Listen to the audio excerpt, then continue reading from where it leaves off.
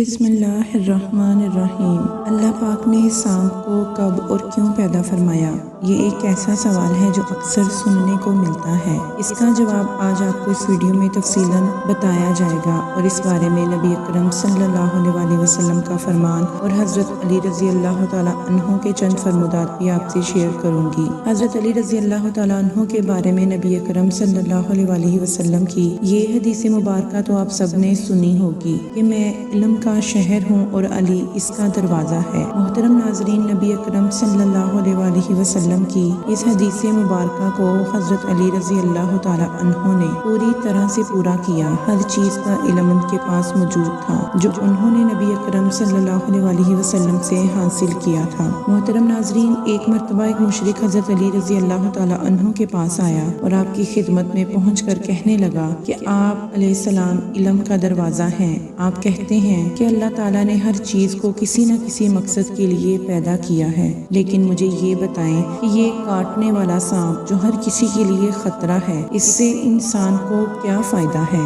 اللہ تعالیٰ نے اس کو کیوں پیدا کیا ہے؟ حضرت علی رضی اللہ تعالیٰ عنہ نے جب اس شخص کا سوال سنا تو اس کی طرف دیکھا اور فرمایا کہ اللہ تعالیٰ اپنی بنائی ہوئی ہر چیز سے پیار کرتا ہے۔ افسوس تو یہ ہے کہ جتنا رب تعالیٰ کریم ہے، انسان اتنا ہی اس کے کرم سے ناواقف ہے۔ اور فرمایا، اے شخص، اللہ تعالیٰ نے سانپ کے منہ میں زہر اس لیے رکھا ہے تاکہ سانپ زور زور سے اپنے منہ سے ہوا نکالے اور اس ہوا کی بدولت فضا میں موجود ایسی بہت سی بیماریاں جو انسانوں کے نقصان کا سبب بنتی ہیں، وہ تمام بیماریاں ختم ہو جائیں۔ اور فرمایا، اے شخص، یاد رکھنا، انسان کے وجود میں کچھ ایسی بیماریاں بھی جنم لیتی ہیں جن کا علاج اللہ تعالیٰ نے سانپ کے زہر میں رکھا ہے۔ افسوس تو یہ ہے کہ انسان صرف وہی جانتا ہے جو وہ جاننا چاہتا ہے۔ محترم ناظرین، کیا آپ جانتے ہیں کہ سانپ پہلے جنتی جانور تھا جس کے منہ سے زہر کی جگہ خوشبو نکلا کرتی تھی؟ پھر آخر اس سے ایسی کون سی خطا سرزد ہوئی کہ اللہ رب العزت نے اسے جنت سے نکال دیا؟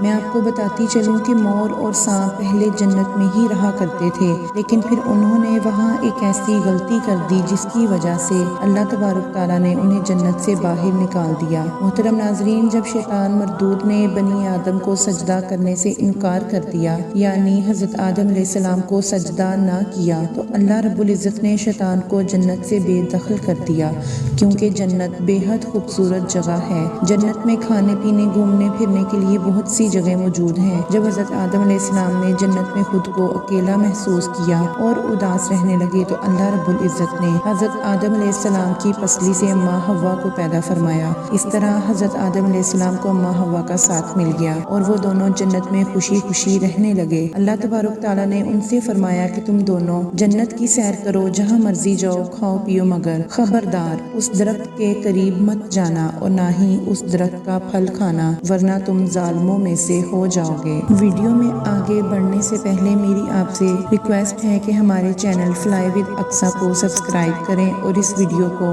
زیادہ سے زیادہ لائک کریں اور اپنے دوستوں میں شیئر کریں۔ جی جناب، جنت میں سانپ اور مور بھی رہا کرتے تھے، وہ جنت سے باہر بھی چلے جایا کرتے تھے۔ محترم ناظرین، اس وقت سانپ کے پاؤں بھی ہوتے تھے اور اس کے منہ سے خوشبو بھی آیا کرتی تھی۔ مور کے پاؤں اس وقت بہت خوبصورت تھے جو آج ہمیں خوبصورت دکھائی نہیں دیتے۔ ایک دن جب یہ دونوں جنت سے باہر آئے تو شیطان مردود نے ان دونوں سے کہا کہ مجھے اپنے ساتھ جنت میں لے چلو، جس پر سانپ اور مور نے کہا، ہمیں اللہ رب العزت کا خوف ہے، ہم تمہیں جنت میں نہیں لے جا سکتے کیونکہ کوئی ہمیں دیکھ لے گا۔ جس پر شیطان مردود انہیں بلانے اور پسلانے لگا اور کہا کہ میں بھی تو جنت میں تمہارے ساتھ رہا کرتا تھا، تمہارا دوست ہوا کرتا تھا، مجھے اپنے ساتھ لے چلو۔ جس پر سانپ نے شیطان کو مشورہ دیا کہ تم سانپ بن جاؤ اور مور تمہیں کھا جائے گا اور جنت میں پہنچ کر تمہیں منہ سے باہر نکال دے گا۔ شیطان کو یہ مشورہ پسند آیا اور وہ فوراً سانپ بن گیا اور مور نے اسے کھا لیا اور جنت میں جا کر اسے منہ سے نکال دیا۔ اس طرح شیطان جنت میں داخل ہو گیا۔ شیطان نے جنت میں جا کر حضرت آدم اور حضرت اماں अम्मा हवा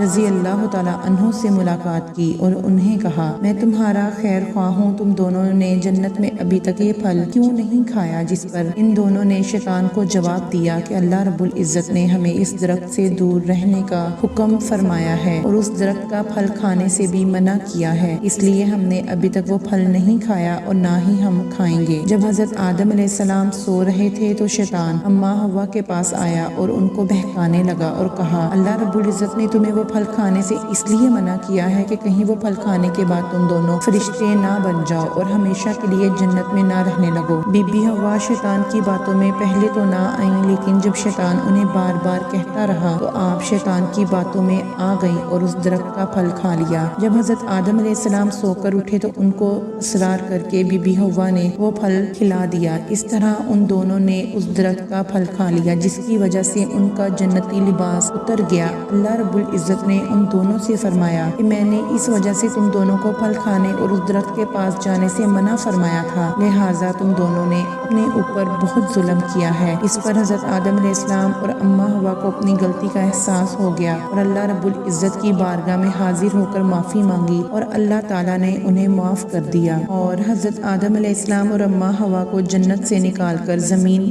पर भेज दिया। अल्लाह ताला ने फरमाया कि ज़मीन पर एक ख़ास वक्त तक तुम्हारा ठिकाना है और तुम ज़मीन पर ही रहोगे। अल्लाह रब्बुल इज़्ज़त ने मोर को जन्नत में शैतान को ले जाने की वजह से सज़ा के तौर पर उसकी खूबसूरती छीन ली और जिस पाँव से वो शैतान को जन्नत में लेकर गया था उनको बदसूरत बना दिया और सांप जिसने शैतान को अपने मुंह से मशवरा दिया था उसके मुंह की खुशबू छीन कर उसके मुंह में जहर भर दिया और सांप और मोर को हमेशा के लिए जन्नत से बेदखल कर दिया। तो ये थी आज की वीडियो। अगर आपको ये वीडियो